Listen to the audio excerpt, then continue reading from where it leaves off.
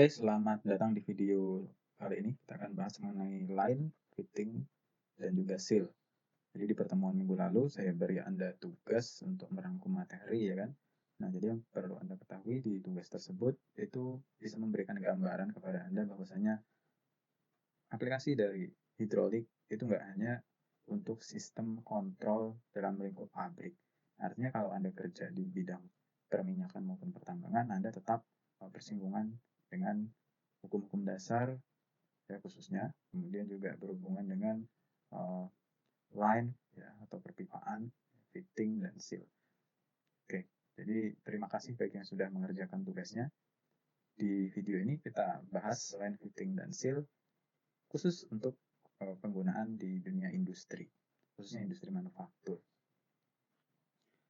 Jadi kita sudah sering mendengar istilah yang menyebutkan untuk mentransfer fluida itu kita bisa menggunakan pipa gitu ya. Tapi apakah benar itu pipa? Gitu. Jadi ada tiga jenis, ya. Tiga jenis saluran atau sarana atau lining yang kita gunakan dalam suatu sistem hidrolik. Yang pertama kita mengenal yang namanya pipa atau pipe. Yang kedua kita mengenal yang namanya tube. Kemudian yang ketiga kita mengenal yang namanya selang atau hose. Nah,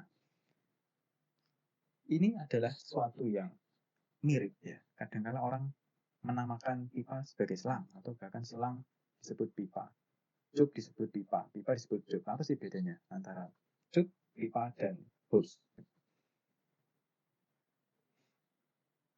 Kita akan lihat di slide berikutnya, tapi di sini perhatikan, jadi pengaplikasian ya, dan kontrol dari daya fluida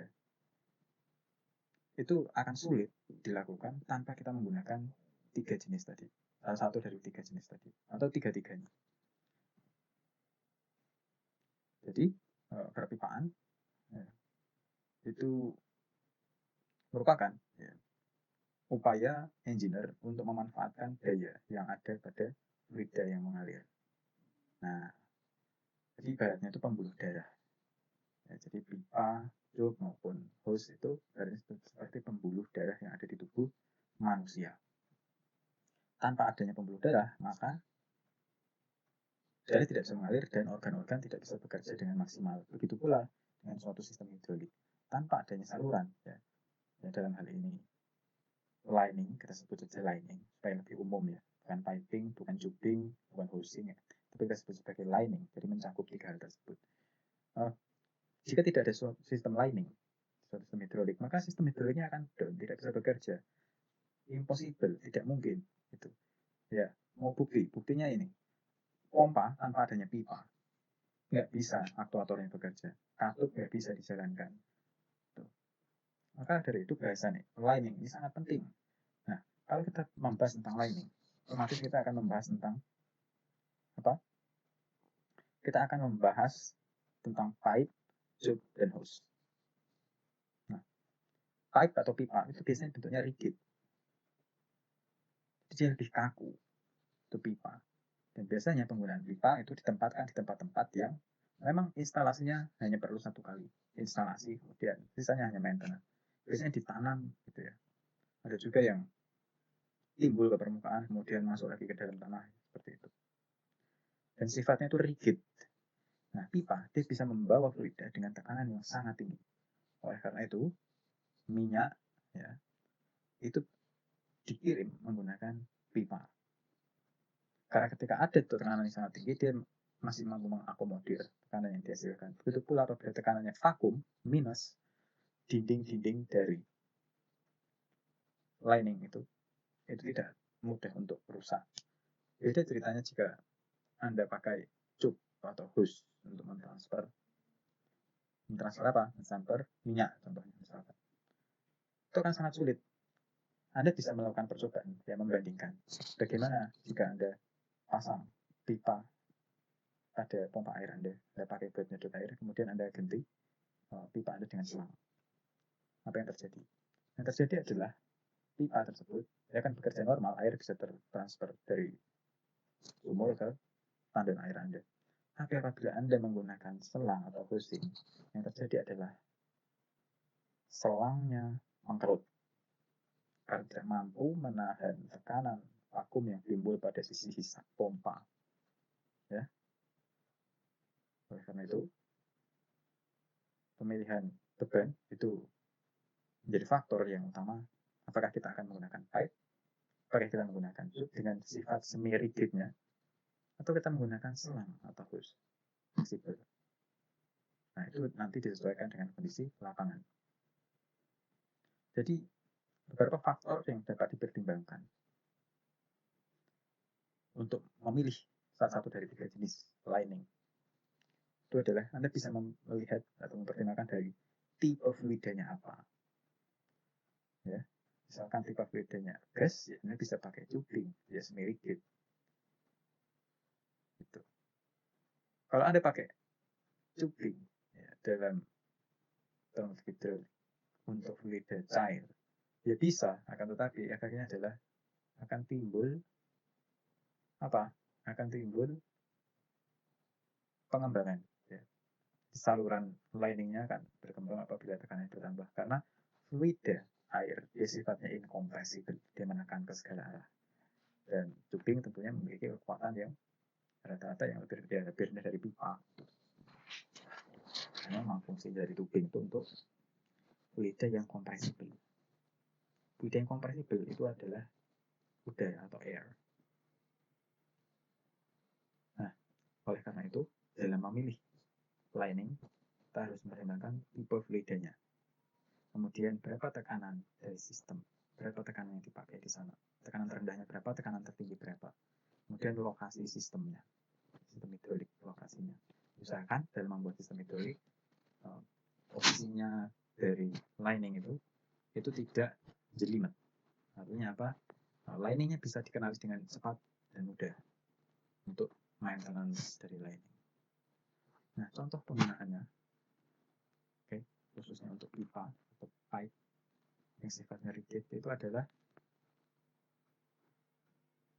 ya tadi ada bidang-bidang PDAM yang punya fluid yang viskositasnya tinggi. Nah, kita pakai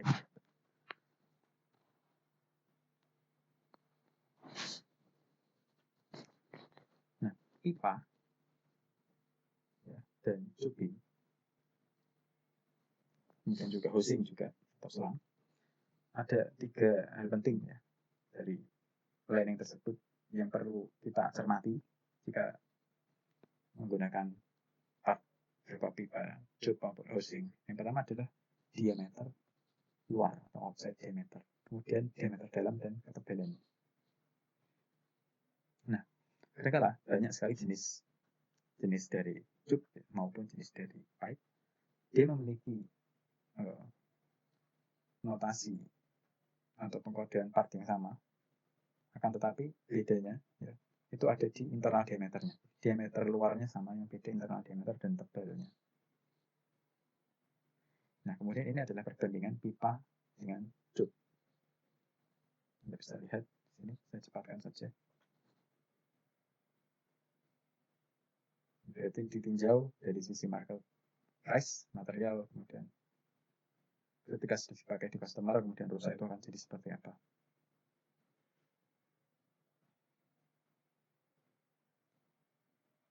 Nah, selain itu, di sini ada end connection ya. Jadi untuk menyambung satu lining dengan lining yang lain.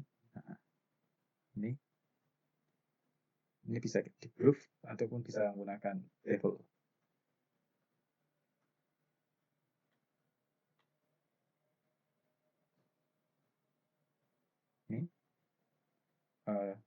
Ini adalah diameter internal ya.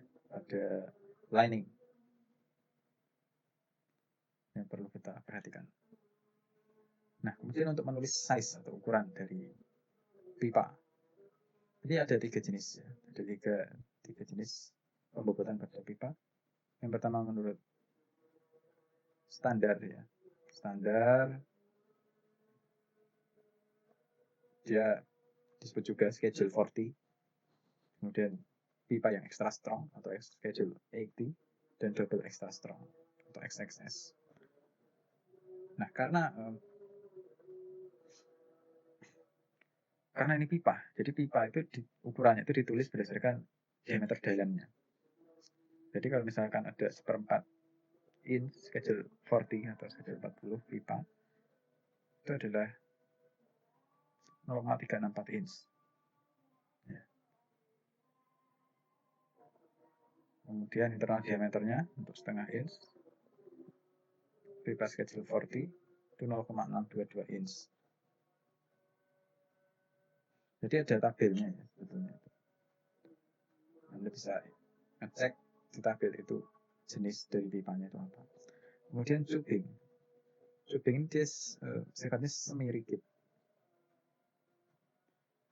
Nah, untuk mengetahui ukurannya, kalau tubing itu dilihat dari ukuran diameter terluar. Oke. Biasanya satunya dalam inch. Nah, ini contoh coding atau pengkodean dari selang.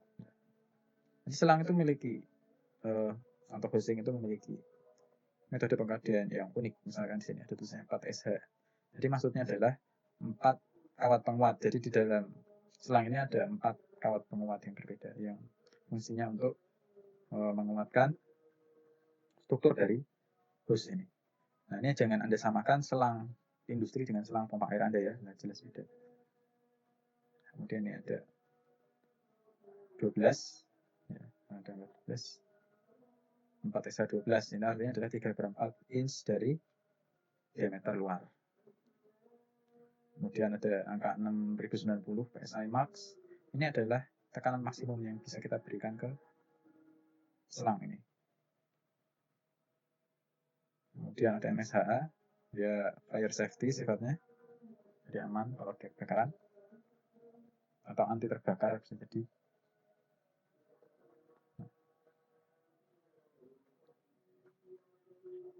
Ini yang saya sebutkan tadi, jadi jenisnya sini ada item, identik ya itemnya, tapi di sini punya nilai ukuran yang beda-beda diameter. Inside diameter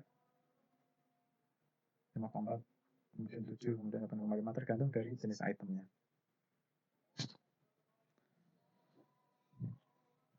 Efeknya apa? Efeknya ada di konstruksi gelas, ada di konstruksi hostnya. Jadi ada yang 1 lapis, 2 lapis, 3 lapis, dan seterusnya. Makin banyak konstruksinya, maka makin rigid.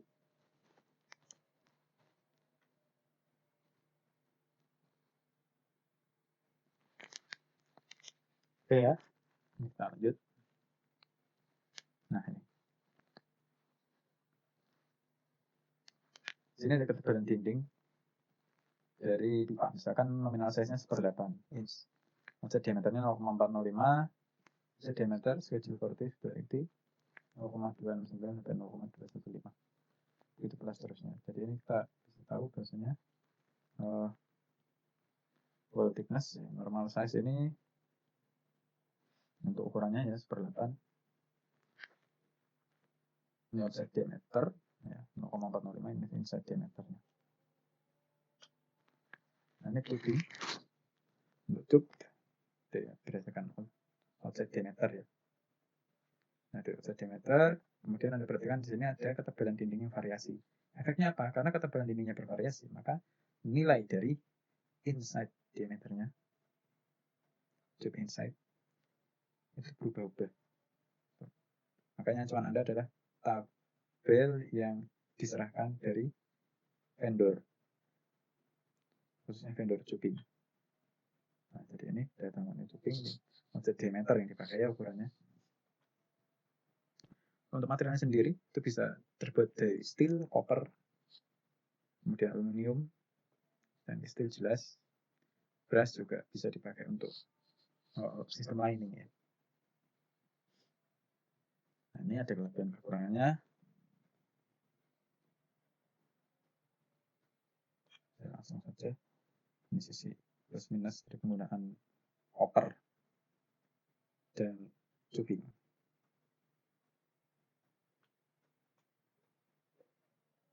Kemudian di sini ada aluminium.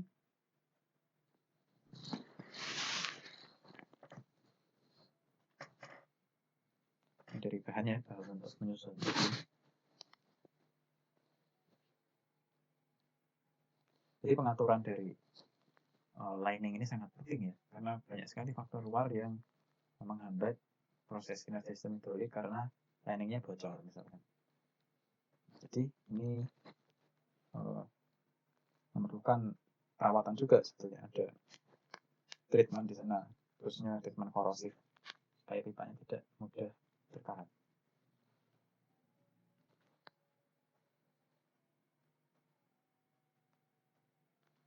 Kemudian ada metode instalasi. Ya tentu harus disiapkan semua dulu ya dari fluid power sistemnya. Kemudian ketika sudah ada sistem, tinggal kita optimasi sistemnya supaya lebih compact, lebih ringkas dengan hasil kinerja yang lebih baik. Nah, posisi yang salah dan posisi yang dianjurkan dalam pemasangan lining ya, atau sistem lining ini ditunjukkan oleh gambar ini.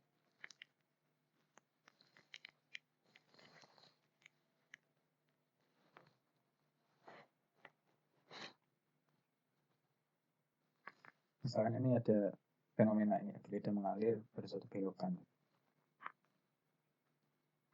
Nah, karena adanya belokan ini, maka akan banyak terjadi loss, losses. Nah, dan itu juga itu banyaknya bend atau belokan dalam satu aliran fluida hidrolik itu juga bisa memicu munculnya perubahan properti dari minyak atau fluida hidrolis tersebut.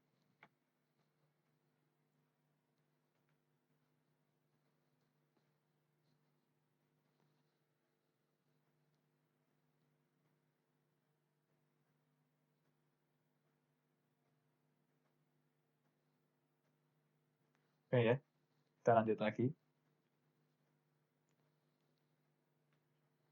Nah, ini tipe-tipe fleksibel hostnya. Nah, ini saya agak pelan-pelan ya menjelaskannya supaya ya santai. Supaya santai, Anda juga enak. Anda perhatikan, di sini ada beberapa lapis. 1, 2, 3, 4, 5, 6 lapis. Nah, lapisan ini dikodekan. Banyaknya lapisan ini bisa kodekan. Biasanya pabriknya ya yang mengadukan. Jadi contohnya jumlah lapisannya itu biasanya ditaruh di baris awal. Jadi kita bisa tahu dengan mencocokkan seri dari serinya berapa, nanti kita bisa mengetahui komposisi penguat yang ada di host tersebut.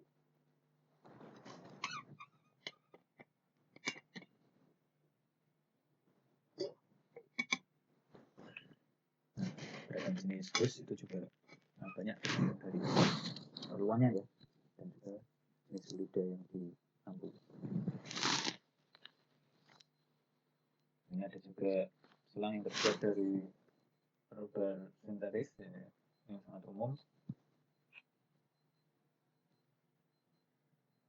Nah, ini penjelasannya ya mengapa didesain demikian rupa, karena ya memang fleksibilitas yang dicari kalau untuk host.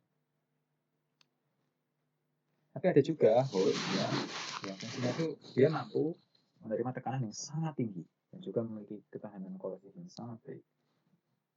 Contoh dari host tersebut itu adalah host untuk kabel fiber optik. Jadi fiber optik itu kabelnya bisa sampai dasar laut, gitu. Bisa dilewatkan di dasar laut dengan tekanannya sangat tinggi, dengan lapisan yang sedemikian rupa bisa mengakomodir tekanan yang sedemikian besar. Dan juga perlu Anda ingat bahwasanya kalau kabel fiber optik ya, itu fungsinya untuk shielding, jadi bukan untuk mentransfer fluida. Jadi perlu Anda bedakan ya. Jadi perlu Anda bedakan berdasarkan fungsinya. Apakah lining tersebut itu untuk transportasi fluida atau untuk sistem pengamanan. Ya. Contoh sistem pengamanan ya di fiber optik tadi. Jadi supaya jaringan fibernya, komponen fibernya tidak pecah, tidak rusak ketika menghadapi tekanan air laut. Ini penjelasan mengenai instalasi. Jadi dari posisi hostnya itu harus kita buat dia, jangan sampai ada bagian yang menekuk ya. Kenapa? Karena ketika ada satu bagian yang mengerut, akibat tekukan, itu bisa jadi titik munculnya crack. Nah, crack yang merambat itu akan menjadi bencana bagi keberlangsungan sistem hidrolik pneumatik. Karena akan menimbulkan kebocoran. Nah, ini contohnya dari pipa ya. Yang ini twisting, ini tidak boleh twisting ya. Tidak boleh twisting. Kemudian ada posisinya seperti ini. Nah, misalkan tidak ada bagian yang menekuk. Ini nanti akan timbulnya kebocoran biasanya di bagian-bagian kritis seperti ini. Kemudian dalam ini pemasangannya misalkan tidak maksudnya tegangannya itu rendah, tegangan dari hostnya ini. Jadi kalau ada pembebanan yang terjadi, masih ada toleransi gerakan. Nanti kalau terlalu sempit seperti ini, nanti bisa, ini kan jadinya rawan terhadap bocoran ya, karena ini ada tegangan sisa di sini. Jadi jangan sampai ada tegangan sisa yang terjadi pada hostnya pada saat pemakaian. Nah itu tadi untuk lining, kemudian fitting yaitu untuk menggabungkan antara satu sistem lining dan sistem lining yang lain. Itu adalah fitting. Nah untuk menggabungkannya, maka kita memerlukan yang namanya konektor. Ya. Konektor tersebut itu bisa kita pasangkan ke sistem liningnya dengan menggunakan sistem ulir. Ya. Ada juga yang pakai sistem flange. Jadi kalau ulir kan dia penguatnya berdasarkan ulir ya, berdasarkan ulir yang terbentuk itu. Kalau dia pakai flange, dia pakai more than baut. Jadi hanya mengandalkan tekanan saja.